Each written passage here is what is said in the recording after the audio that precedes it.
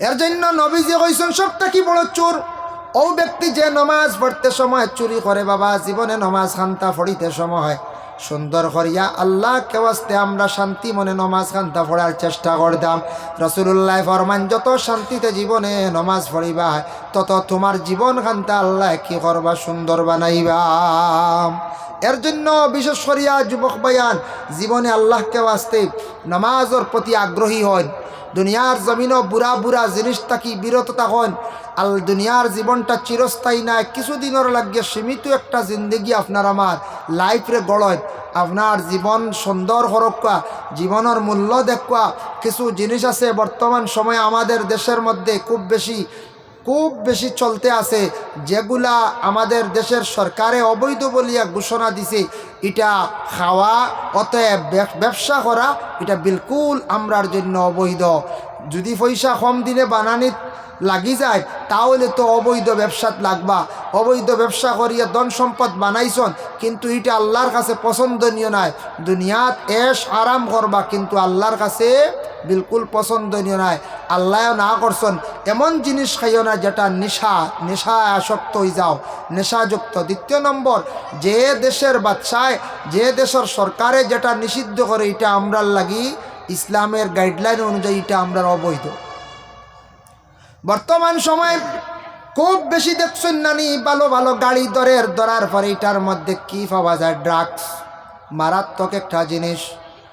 সচেতন অক্কা যুবক বায়ান আমাদের করিমগঞ্জ জেলা কারাগারে অতএব শিলচর জেলা কারাগারে গোটা আসামের মধ্যে বিশেষ করিয়া আমার জানা মতো করিমগঞ্জ জেলা কারাগারের ভিতরে যারা জেলখানার মধ্যে আছেন ড্রাগস ব্যবসায়ী, জানি না হয়তো ব্যবসায়ী নতুবা ব্যবসায়ী নাই, কোনো ক্রমে তানরে হ্যারাসমেন্ট করা হয়েছে। তবে এমনি তো পুলিশে আউরি ধরার কথা নাই বাবা, যার কারণে এরার কোনো বেইল না, নন বেল অবস্থায় আসন। 20 মাস 22 মাস 25 মাস রয়ে গেছে গিয়া করিমগঞ্জ ডিস্ট্রিক্ট জজে বেইলও দিতে পারে না কোনো অবস্থায়। ইহা তককে হাইকোর্টে পর্যন্ত বেইল দের না, থানায় চার্জশিট দের, বিচার চালু করি দের। এরার নিম্নতম সাজা হইব একবারে সমাজ কম 5 বছর, ঊর্ধ্বে 10 বছর পর্যন্ত সাজা দিলায়। এর লাগি হুশ করবা, খেয়াল করবা, খেয়াল কইবা ইটা ডরাই না লালগড়, বুঝাইছেন?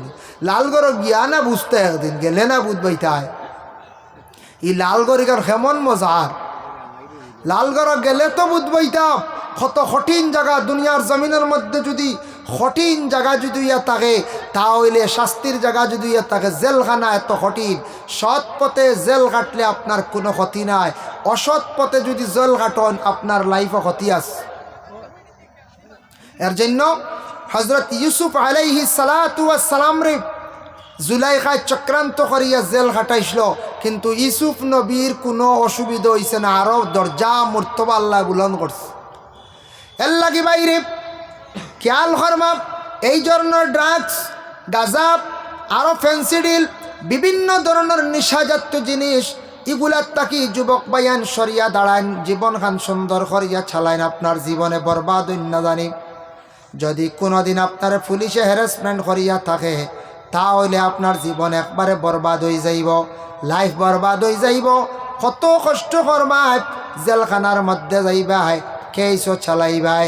আপনি বাইরা যদি তাকিয়া ব্যবসা বাণিজ্য করকা, নিজের শরীর আল্লাহ ভালো দিছে, কাজ কাম করিয়া খাওয়া, আল্লাহকে ওয়াস্তে হারাম জিনিস নিয়ে আল্লাহকে ওয়াস্তে অগ্রসর না জানি এটার তাকি বিরত থাকার চেষ্টা করবা। সামনে দিচ্ছে আর খালি আছে বইবা, ও সামনা বেজান খালি আছে, যারা আইবা ভলান্টিয়ার একজনে খালি আগে দি দিবা। এর জন্য এই জিনিসগুলা বড় মারাত্মক হইয়া দাঁড়াইছে। আল্লাহকে ওয়াস্তে আপনাদের যুবক ভাইয়ান, আমি নিজে একজন পাইছি ড্রাইভার, বলে ভাই তুমি তাকি তুমি তো গাড়ি চালা, বলে হুজুর কন্যা জানি লুবো হড়ি গেছিলাম, টিপ মারাত লাগলাম 50,000 টিপ, বুঝাইছেন? এক টিপ মারলে 50,000, 50 দনিতে সময় লাগবে। জি না, ও টিপর ধরা খাইয়া তানও পাইছি 12 মাস না 13 মাস হইয়া আসছে, কোনো মাহাতো নাই, বুঝাইছে? এর লাগে ড্রাইভারেরও রেহাই নাই, ড্রাইভারেরও রেহাই নাই, বড় মারাত্মক। কোনো বেল নাই, নন বেল, কোনো অ্যাডভোকেট একলে বেজান পিটিশন করদাইতাম ম্যাজিস্ট্রেটে সায় এমনি ভালে রাখি হয়ও না, বলে অমুক দিন আচ্ছা জাজমেন্ট করমু, চার্জশিট আঁক বা সিডি আঁক, সিডি কল করমু, কোনো মাতো নাই। ও তো ফড়িয়া রইছ বড় বেহাল অবস্থা। বিশেষ করে আমাদের করিমগঞ্জ ডিস্ট্রিক্টের মধ্যে বা বরাক ভ্যালির মধ্যে খাসার ডিস্ট্রিক্টে এই নেশাযুক্ত জিনিস নিয়ে যারা ব্যবসায় জড়িত, এটা অ্যাকচুয়ালি হারাম ব্যবসায়। আর যারা ধরা খাইছন শাস্তি ভোগ করডা, আর আমরা যাতে এই ধরনের জিনিস অগ্রসর হইতাম না, বাদে ধরা খাইবা, মা বাবা এখান দিবা, নিজে কষ্ট করবা, জেল খাটা অত সোজা নাই, বহুত কষ্ট, আপনার লাইফ কন্ডেম হয়ে যাব। এর লাগি দয়া করি ইতা জিনিসটা কি বিরত থাকার চেষ্টা করবা। আল্লাহ আমরা তৌফিক দিতা, সবে হোক আল্লাহুম্মা আমিন। আর আছে বলে দেখেন আরেকটা জিনিস আমি সচেতন করিয়া দিয়ার বাইরে, যুবক ভাইয়ান মোবাইল চালাইত্রা চালাও, মোবাইলের মধ্যে শুনছি আমরা একটা নেটওয়ার্ক ব্যবসা চলে। অনেক বাইয়াইনতে ওটা খরাত লাগছিলাম, 50,000 1 লাখ রাখছেন, 1 লাখে 2 লাখ, 3 লাখে 6 লাখ, শুনছি ওই রকম গল্প। আমার সঙ্গে একজনে গল্প করছে, হুজুর আমি কইলাম খে অত বক্কা টেকা দিলাই তো, ইতা সুর ছাড়া কোনো উপায় নাই। তা সুর ইতা হে দিত তোমার এজেন 3 লাখে 6 লাখ, এটা দিলাই যত বক্কা টেকা খানো পাইতো, এটা তো চুরি করে দিত, আর রেহাই উপায় নাই। আমি কইলাম ইতা আমি কিচ্ছু বুঝবো ইয়ার না, এর কোনো গাইডলাইন আমি জানি না। একজনে জিজ্ঞাসা করলো হুজুরগু যাই যাবি না? আমি বললাম আমি যে যাই যুইটা বহুত দূরের কথা, আমি গু বুধু হয়েছি না, গু ডাটা দেও হইলা বাদে হইতা কিচ্ছু নাই। তেও তো জয়েন্ট হইলাম, অ্যাকাউন্ট কিতা করিয়া আর টেকাত লাগানি শুরু, আর খালি বাড়ের বুঝি। একদিন এগিয়ে বাড়তে বাড়তে 15 লাখ পর্যন্ত থইছে লাস্টে, লুবে 15 লাখে কত লাখ আই হয়। আর বাদে যেমনি লাইন কাটিছে, এখন খালি মাথা দাঁত করে, মাথা দাঁত করে। এখন তার মাথার দুষ ধরে লাইছে, 15 লাখ নাই। ইলা কত যুবকদের টাকা গেছে, কত যুবকরা খৈত্রা না মুখ কুলিয়া বাবার কাছে খেওরের কাছে শর্মিন্দা টাকা গেছে রে ভাই। যারা এটা বিজনেস চালু করছে, যারা বিজনেস এটা চালু করছে, তারা আমরার মতো সাধারণ নাই রে ভাই।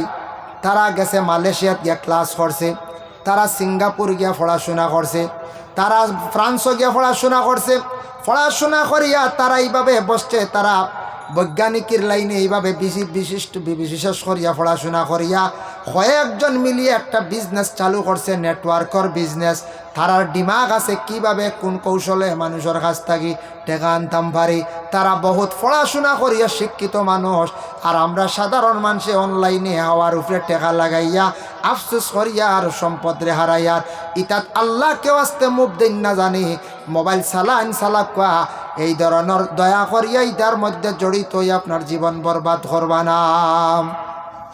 নামাজ পড়ো, মসজিদর দ্বারতা হয়, ভালো মানুষের সঙ্গে চলন, সমাজের মধ্যে চলন, ভালো মানুষের সঙ্গে চলাফেরা করন, বিচারকের সঙ্গে চলন, বিচার শিখিবা, বালা বালা কথা শিখতে পারবা, দেখবা জীবন সুন্দর হইব। বেহুদা অযথা রাস্তার পাশে সময় নষ্ট না করিয়া জীবনের মূল্য দেন, আপনি নামাজ পড়েন।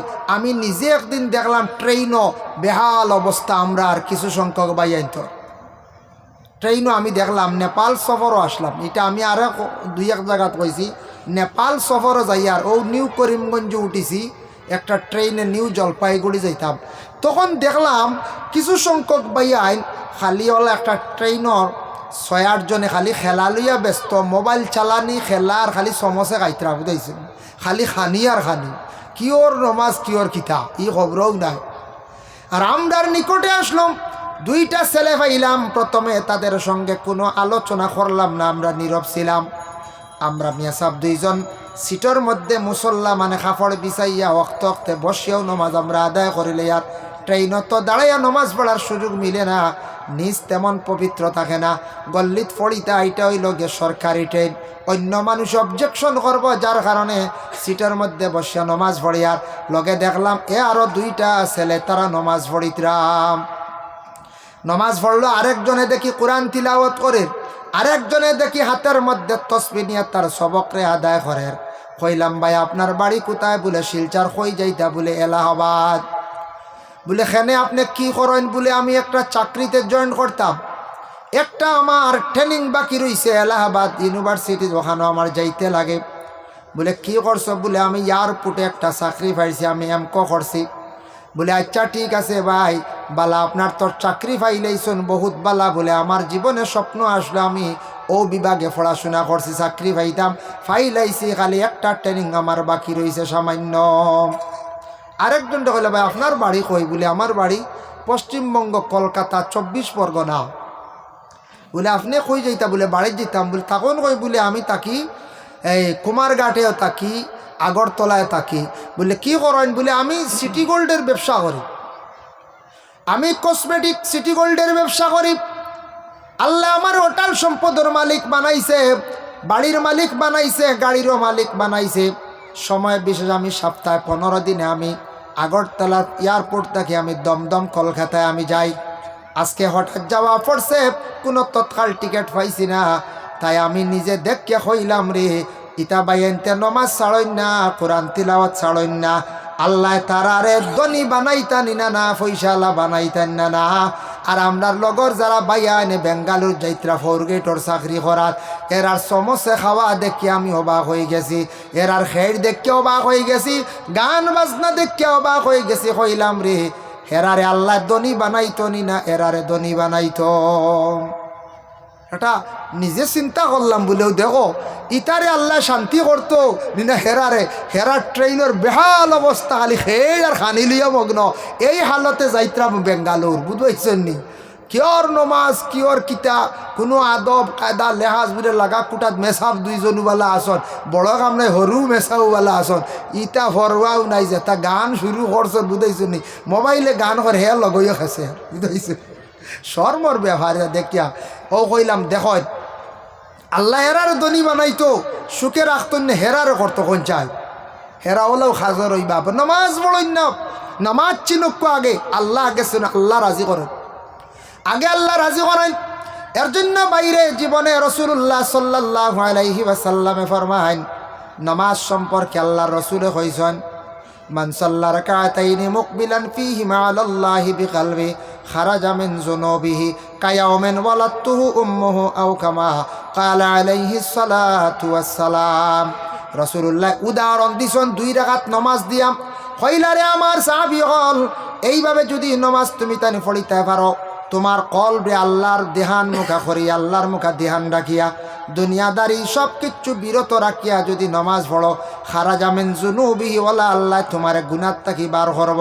কায়াউমিন ওয়ালাতুহু উম্মুহু, জেলা মায়ের কুলে সন্তান নিষ্পাপ হয়ে যায়, সেইভাবে মানুষ নামাজের পরে এইভাবে নিষ্পাপ হয়ে যায়। সুবহানাল্লাহ।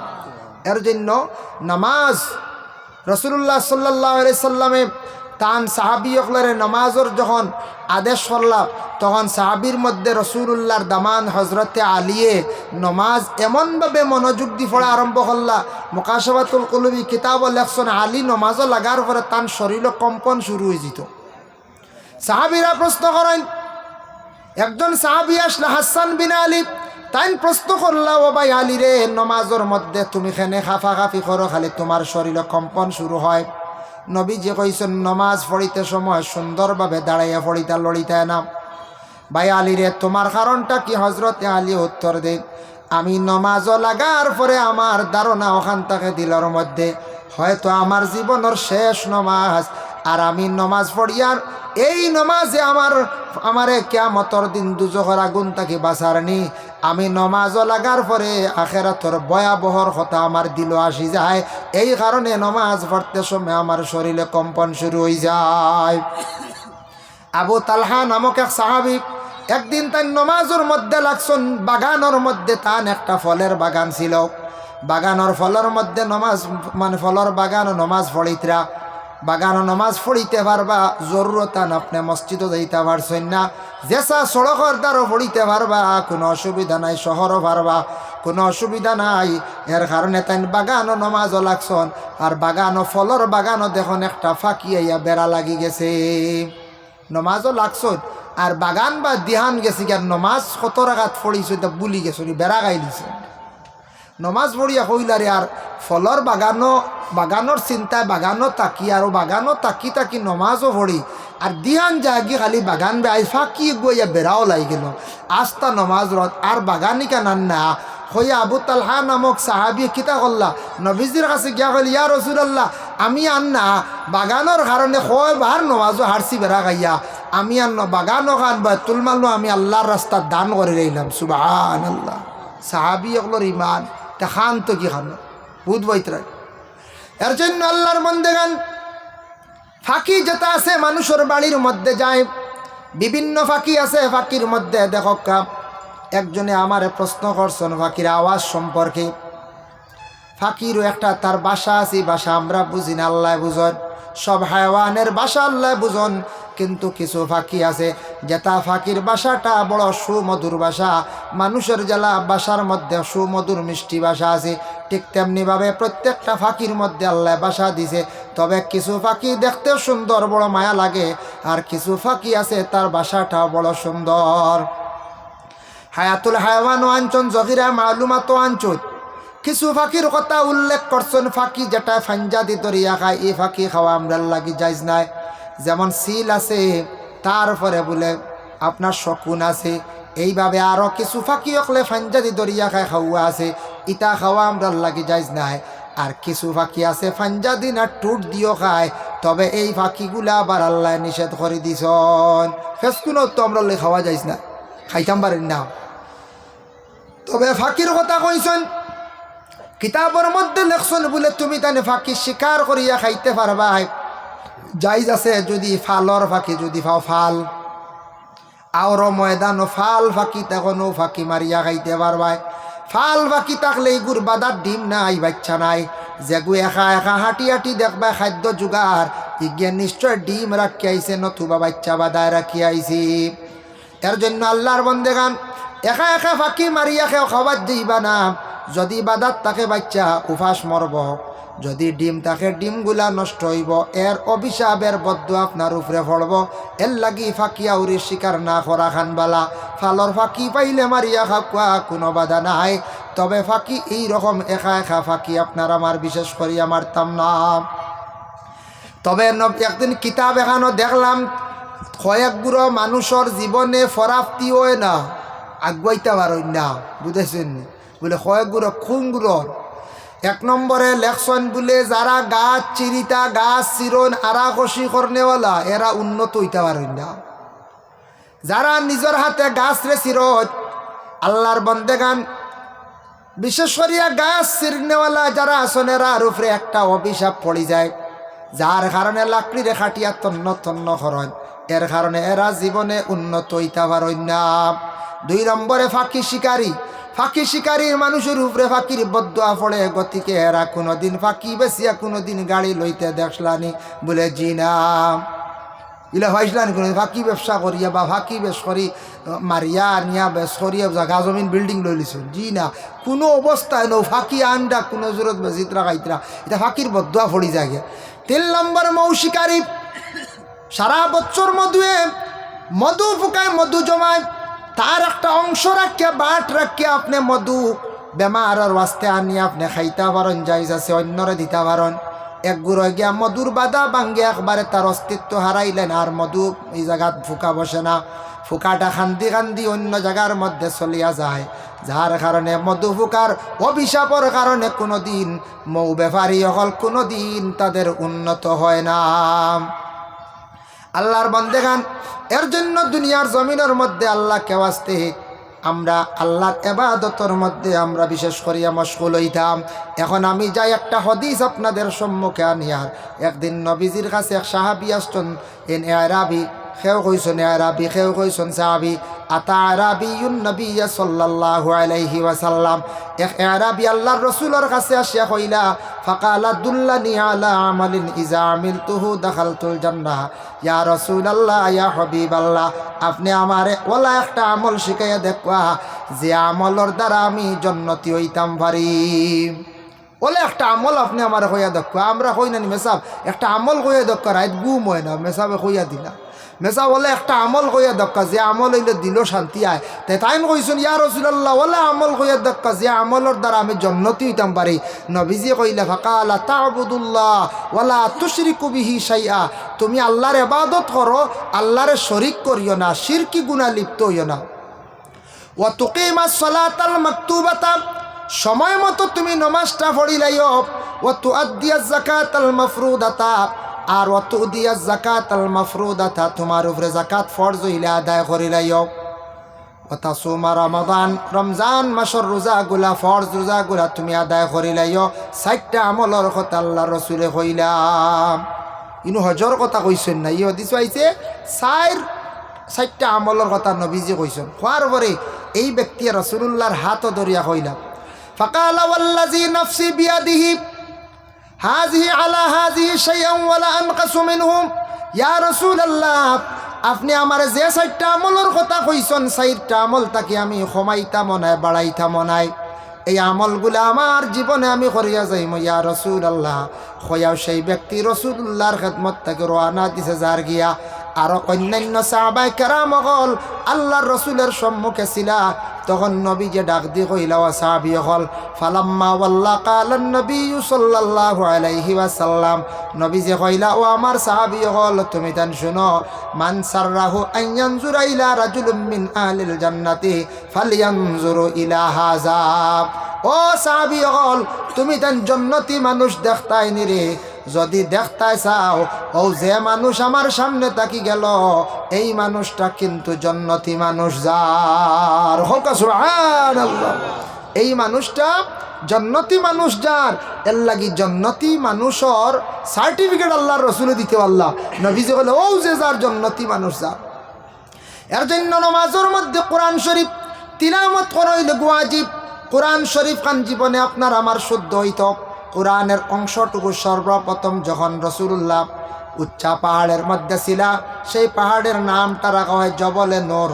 হুজ্জাজে কেরাম হল গেছেন সেই পাহাড়টা তো উঁচা, আমিও নিজে উঠছি প্রায় ৪৫ থেকে ৫০ মিনিট সময় লাগলো বাবা। এত উচ্চা পাহাড়ের মধ্যে রাসূলুল্লাহ ছিলা, তখন কোরআনের প্রথম অংশটুকু নাজিল হইল।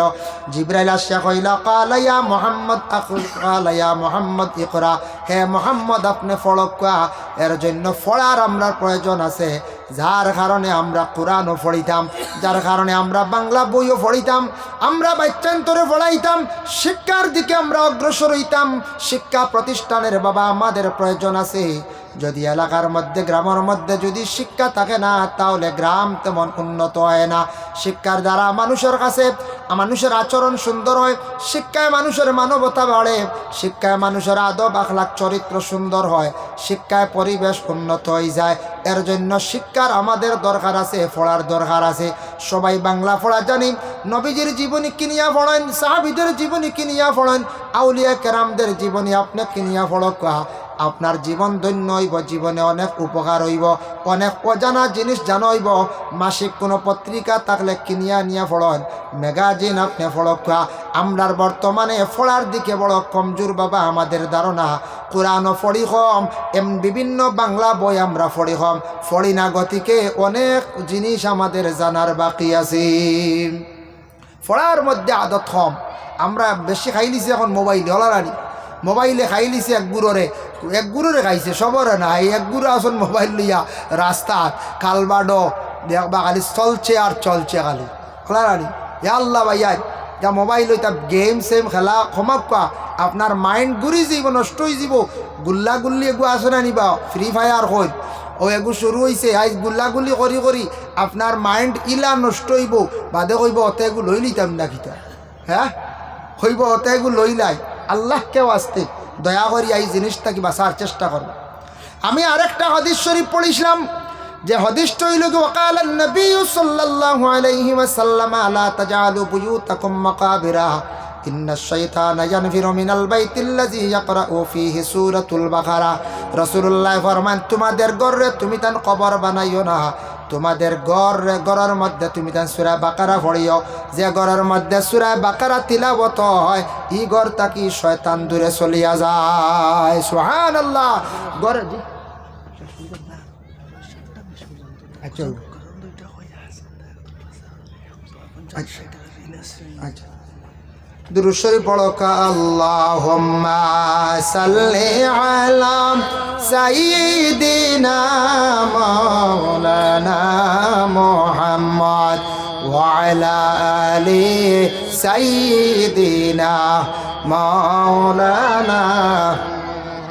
ভাই মুসলমানের লাগি ঘরের মধ্যে কোরআন শরীফ তিলাওয়াত যদি হইয়া থাকে আপনার আমার ঘরের মধ্যে, এই ঘরের মধ্যে নবীজি ফরমান রহমতর ফরিস্তা হল যায়, এই ঘরের মধ্যে রহমত নাজিল হয়, বরকত নাজিল হয়। কোরআন শরীফ তিলাওয়াত করলে মানুষের সম্মান মর্যাদা আল্লাহ বাড়াইয়া দেয়। আমি নিজে দেখলাম সৌদি আরবে আরবিরা কোরআন তিলাওয়াতের মধ্যে তারা এত বেশি মশগুল, নমাজের পরে কোরআন তিলাওয়াত করে। ইহা তককে ড্রাইভারে দেখলাম গাড়ি যখন থামাইছে অবসর সময় ছোট্ট কোরআন শরীফ বক্স থাকি বাইর করিয়া তিলাওয়াত করে। তিলাওয়াতের প্রতি তারা এত বেশি আগ্রহী, নমাজের প্রতি এত বেশি আগ্রহী, সময় মতো নমাজ পড়েন। আমাদের দেশে বিশেষ করে পেট্রোল পাম্পে গাড়ি থামাই এখন বলে ওখানে জরুরত আদায় করো, প্রস্রাব পায়খানা করো। সৌদি আরব ইসলামিক কান্ট্রি, এটার মধ্যে দেখা যায় ড্রাইভারে পেট্রোল পাম্প গাড়ি থামাইয়া কইব নমাজ পড়ো। সুবহানাল্লাহ।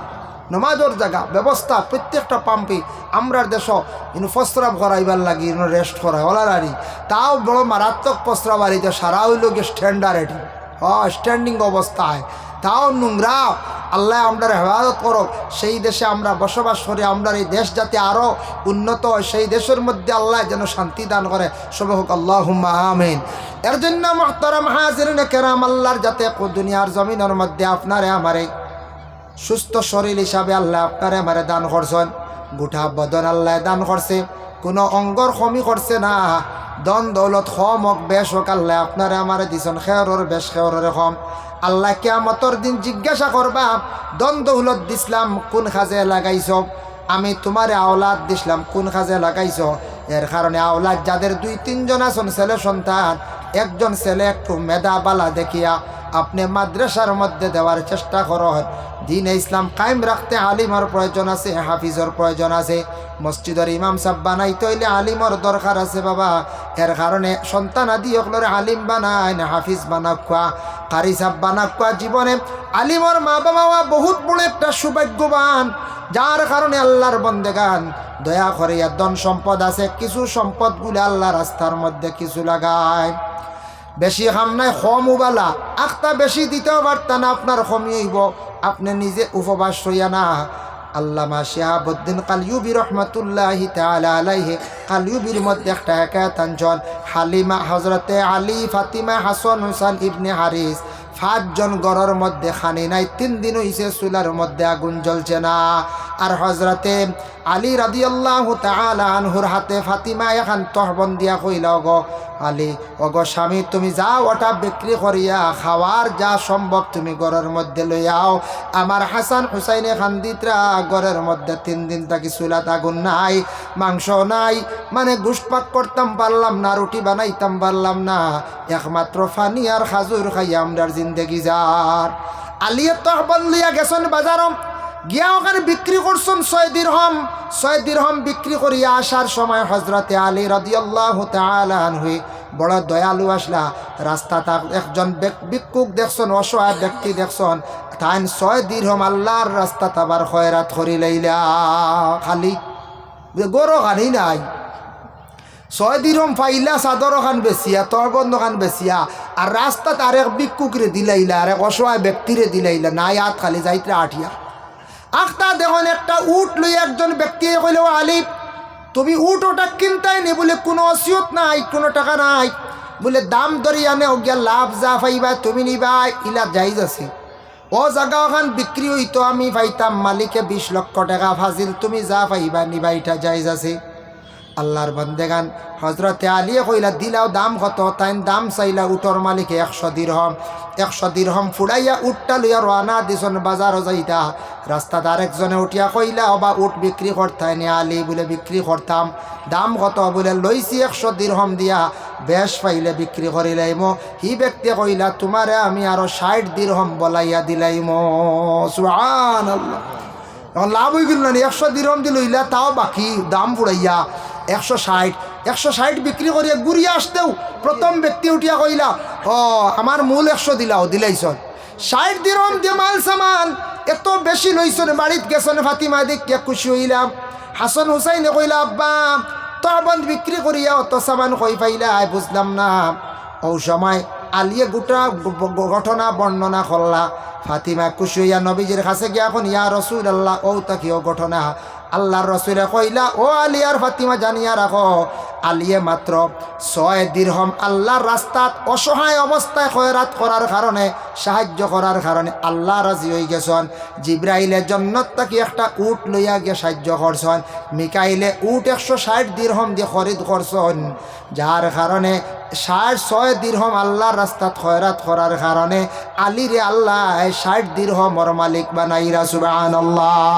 এর লাগি বাবা 1 টাকাও 2 টাকাও 5 টাকাও খয়রাত, যার কারণে এইখানে যে মাদ্রাসা যেটা চালু হয়েছে আরম্ভ হয়েছে, আমি আপনাদের খেদমতে আবেদন রাখবো আল্লাহর হবিবর দিনী দরজকা খানো মাদ্রাসা খানো যদি আপনারা থোড়া খেয়াল যদি করেন, কিছু ফাউন্ড ঋণও শুনছি আছে, একটা মাদ্রাসা চালাইতে বাবা বহুত কঠিন, যার কারণে মাদ্রাসা খানো আল্লাহর ওয়াস্তে আপনাদের সম্পদ থাকিয়া আল্লাহর ওয়াস্তে কোনো বালা নেক মকসুদ নিয়াম নেক ইরাদা নি আল্লাহ আমার গরিবী হালত দূর করো, নতুবা আল্লাহ তোমার বাড়ি খানো যাইতাম ও আশা দিলর মধ্যে রাখি আল্লাহর ওয়াস্তে বলে আমি দিমু বা 5,000 টাকা, ইলা কোনো বাই আসুননি বলে আমি দিমু বা বলে 5,000 টাকা মাদ্রাসা খানো দিমু আসুন নিলা কোনো ভাই সাহস করতে পারবানি, কোনো সাহাবে বলে দিমবা আল্লাহর হবিবর দিনই দরজ খাওয়ানো মাশাল্লাহ খেয়ে দিবা। হাজি কাদির মাস্টার সাহেব 5,000 টাকা আল্লাহ তান পক্ষ থাকি সৎকারে আপনি কবুল